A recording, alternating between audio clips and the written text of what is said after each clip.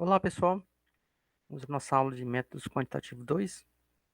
Hoje a gente vai trabalhar com correlação e regressão.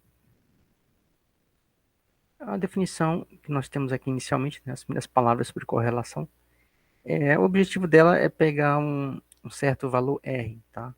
Cálculo de R, uma correlação chamada também de Pearson, né? E algumas coisinhas que nós vamos ver em relação a R. É esse coeficiente, né? Um coeficiente que vamos trabalhar para conseguir entender ele.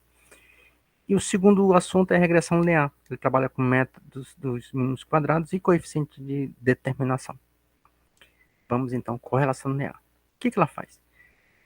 Ela vai procurar saber a força que se mantém entre duas variáveis. Então, ela pode ser classificada em direta, inversa, inexistente e perfeita. Então, temos aí direta positiva, inversa negativa, inexistente nula. A gente vai ver um gráfico, né, dessas quatro situações e a gente vai entender um pouco melhor. Olha aqui o gráfico.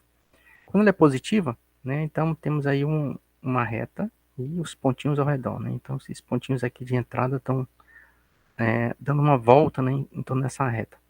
Quando ela é negativa, ela fica nesse outro sentido aqui. E o terceiro, quando ela é nula, então não consegue se fazer uma reta. E na perfeita, todos os pontos ficam alinhados em uma reta.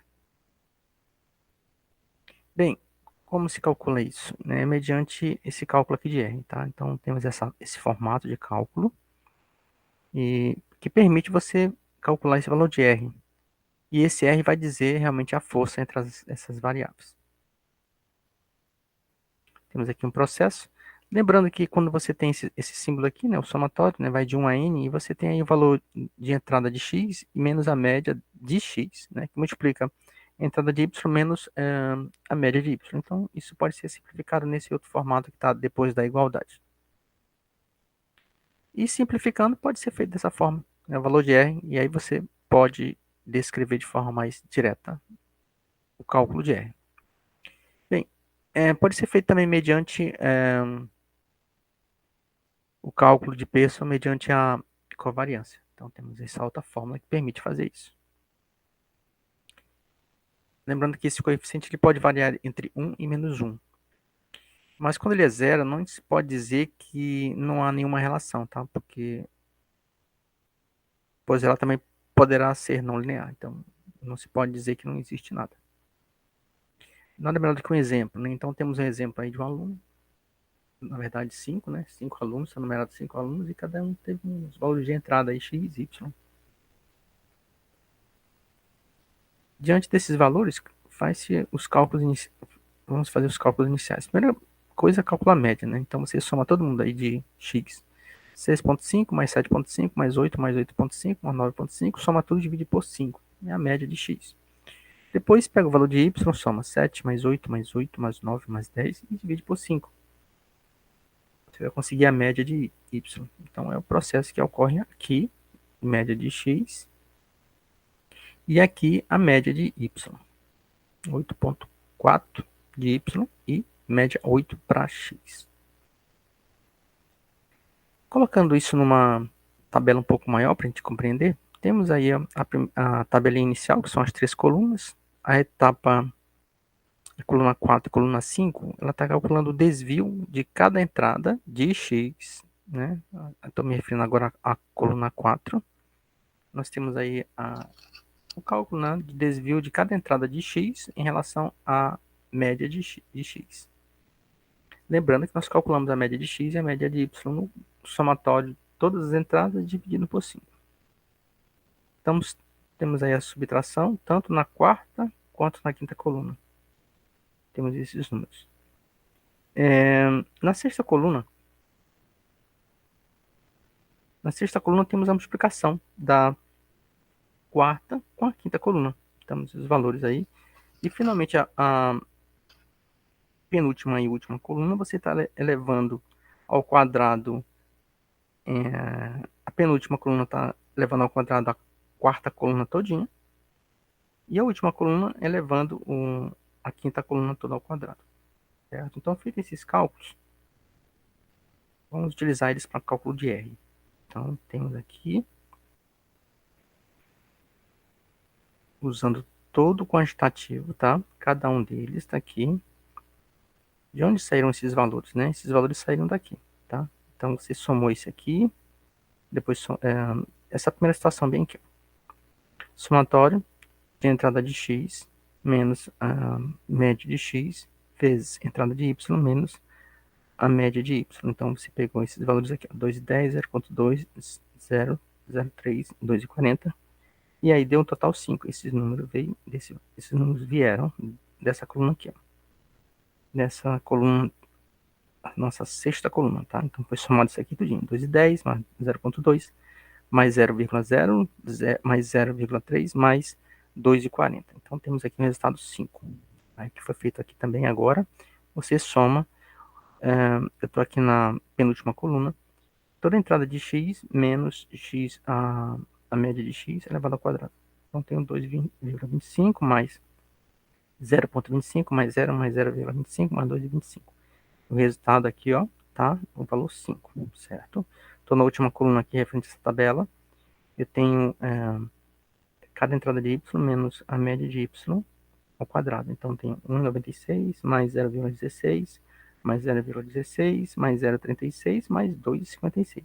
Somei todo mundo aqui, ó. Estou nessa última situação de cálculo. Tenho 5,2. Agora sim, esses três números serão usados para fazer isso bem nessa fórmula que nós já falamos anteriormente. Vamos olhar um pouquinho ela novamente. Não, não foi essa aqui. Foi essa aqui. Certo?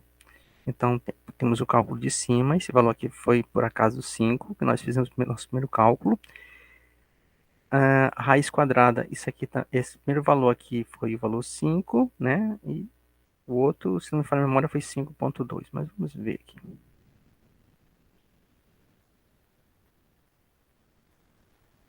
Isso, 5,2. Bem, aqui nós temos o cálculo, tá? E o resultado, foram substituídos os valores, né? Lembrando que quando você tem uma raiz quadrada ou qualquer outra raiz, né? Então, digamos, a raiz quadrada de 5 vezes 5,2 é a mesma coisa que 5 vezes 5,2 elevado a 1 meio, né? Então, foi feito o cálculo aqui. O resultado você pode fazer na calculadora, dá 0,9805 aproximadamente. Certo, vamos adiante então. Quais são as propriedades desse coeficiente? Primeira, não sofre alteração quando uma constante é adicionada, também não vai sofrer nenhuma alteração se você subtrair. Segunda propriedade, não sofre alteração quando uma constante é multiplicada ou dividida. Entretanto, constantes com sinais contrários, o coeficiente mudará de sinal. Bem, ele quer dizer o seguinte, que na verdade são duas propriedades, né? Sendo que vai ser destacada só a primeira, porque a segunda não é tão fácil de explicar. Ou colocar um exemplo. Então, temos esse exemplo aí de 5 valores também, tanto de xi quanto de yi. Temos aí os valores de entrada. Aí faz todo o processo, né? Se você multiplicar um por 2 e outro por menos 2, né? Tá aí os valores. Tá? Você tem uma média de x igual a 6 e você tem uma média de y igual a menos 16. Lembrando que você multiplicou por números iguais, a única diferença foi o sinal. Feito todo aquele cálculo que nós fizemos já no exemplo anterior, a única coisa que altera é bem aqui, ó. Veja que o valor do coeficiente não mudou, entretanto, seu sinal foi alterado. Certo? Só muda isso. Vamos ao segundo assunto, que é a regressão linear simples. O que a regressão faz? Ela busca explicar a relação de uma variável dependente com outra variável independente. Tá? Enquanto que a anterior buscava saber qual o nível de força entre uma variável e outra, aqui nós temos que tentar explicar, né, como é essa relação. Quem depende de quem? Bem, a fórmula básica é isso aqui, tá? A fórmula básica que nós trabalhamos é essa aqui. Certo? Vamos adiante. Aqui tá as definições. variável dependente para uma série de observações, o valor de x e a variável independente para uma série de observações. Eu tenho aqui o coeficiente angular, tá? Eu tenho o linear. E esse aqui é um componente aleatório. Vamos adiante. Como qualquer modelo, a regressão linear exige alguns requisitos. A média dos erros tem que ser igual a zero.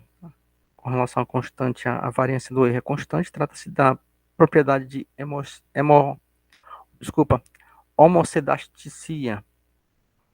Tá? E depois os erros não são correlacionados, ou seja, são independentes. Em relação a essa palavra difícil que vocês viram, eu tendo dificuldade de pronunciar ela, a homocedasticia, ela é basicamente o seguinte: é uma propriedade desejável dos erros de um modelo de regressão simples. Para que serve? Para dar confiança aos modelos, dar uma certa confiança em termos de segurança, tá? Só isso. E essa confiabilidade se reflete no fato que é muito mais fácil, né? As pessoas que trabalham com dessa forma, vamos dizer assim, terem alguma forma de modelo, tá? É um modelo. Bem, como eu falei lá no início, né? Ele trabalha com números mínimos quadrados e vamos voltar aqui, tem um outro. Estamos no slide 30.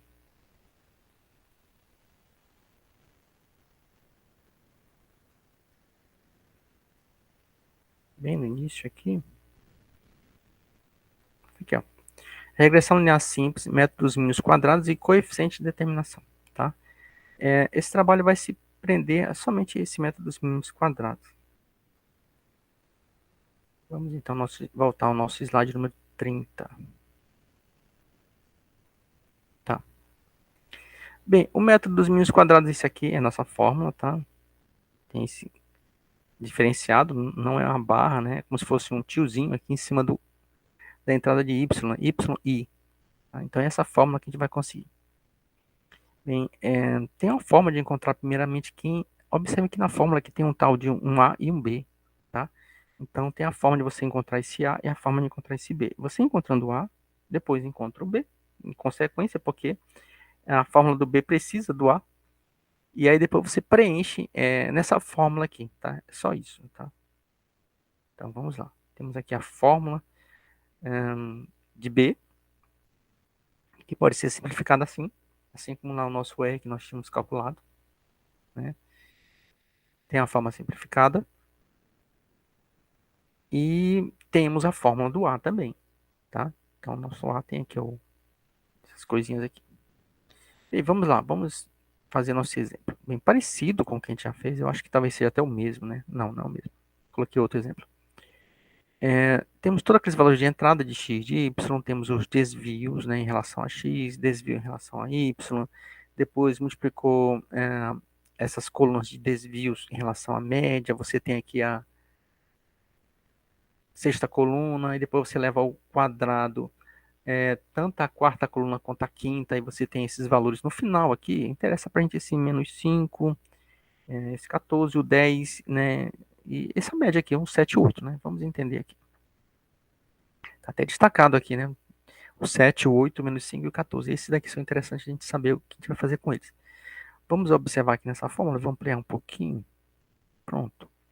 Temos a fórmula de B, né? Temos a fórmula de A. Até inverti, eu disse que primeiro a gente conseguia A depois o B, mas na verdade é o inverso. Primeiro você consegue B e depois consegue A. Dessa fórmula bem aqui. Tá? Vou voltar aqui a fórmula. Bem, tá aqui, ó. Certo? E vamos voltar ao nosso cálculo. Observe esses valores calculados. Tá? Esses daqui que vão nos interessar. Está em destaque aqui em vermelho, porque esses aqui fazem parte só de uma fórmula. O destaque aqui com um verde um pouco mais forte fazem parte da outra fórmula. Tá? Esse menos 5 e o 14 fazem parte da fórmula para calcular B. Então é só isso aqui, ó. Menos 5 sobre 14, pronto, conseguiu menos 0,357. Tá? A fórmula de B, tá? Você consegue como? Você tem aqui o 7 e 8. Só que esse 7 e 8 anteriormente depende do valor de B que você conseguiu, que era menos 0,357. Então, substitui, tá aqui em cima aqui a fórmula, tá? O Azinho é essa média de y menos b que multiplica a média de x. Aí você tem os valores aí, tá? Que você sabe quem é b, tá? E aí você consegue o valor final de A, que é 10,499. Diante disso, já podemos utilizar agora a nossa fórmula, tá? Da regressão. Então, o que você faz? Quem é esse valor de alfa? O valor de alfa é o nosso Azinho. E quem é o valor de B? O valor de B é também aqui do lado, né? Tá chamando de B, é o nosso, na verdade, o nosso beta, tá? Então, esse símbolo aqui é como se fosse nosso A. E o beta, na verdade, é o B, tá? Então, temos aqui o valor de X, que ele não sabe quem é, tá? E esse aqui, esse outro aqui ficou adicional, né? Esse, vamos chamar de epsilon ele, né? Então, ele é um valor que pode ser acrescentado ou não de acordo com a situação. Então, temos aí esses valores, tá? Para identificar. Coeficiente de determinação, né? Vamos fazer só uma especificação rápida disso aqui. Eu não vou aprofundar muito com ele, tá? Ele mede a qualidade do ajuste proporcionado pela reta de regressão. Então, isso aí é basicamente fazer ajustes, tá? Para você permitir que seja o mais próximo da reta, vamos dizer assim, tá? Então, ele na verdade trata de um valor ao quadrado. Então, se observarmos aqui a nossa fórmula, tá? Então, R ao quadrado, que é SQM sobre SQT. Ajuste de reta, tá? E temos a nossa fórmula, tá? Tem toda essa situação de fórmulas que a gente pode utilizar. Você soma esses quadrados, esses resíduos, né? E aqui temos um exemplo, né? Direto mesmo, tá? Uma prova da VUNESP, né? Uma regressão linear simples em que foi utilizada uma amostra com 52 observações e a soma dos quadrados é de 50 e a soma dos quadrados resíduos é de 20, o coeficiente de determinação será. Aí você substitui diretamente mesmo, tá? Aqui é a raiz quadrada de 0,6. Aí pronto, se você quiser tirar ela ou não, deixa ela aqui mesmo. R ao quadrado igual a 0,6. Deixa ela aqui mesmo do jeito que tá. Tá? Qualquer ajuda, né? Coloquei aqui um símbolo dos bitos, né? Qualquer ajuda, você pode usar uma calculadora online. Eu tenho essa aqui, mas você pode utilizar outra, né? Se não me falha a memória, essa aqui ela tem uma limitação. Tem uma certa quantidade de vezes que você pode utilizar por dia, tá? Então você pode procurar na internet calculadoras online para correlação e regressão, tá ok? Então é isso. Então essa foi a nossa aula de hoje. Obrigado pela atenção e assistir a aula. Um abraço, pessoal.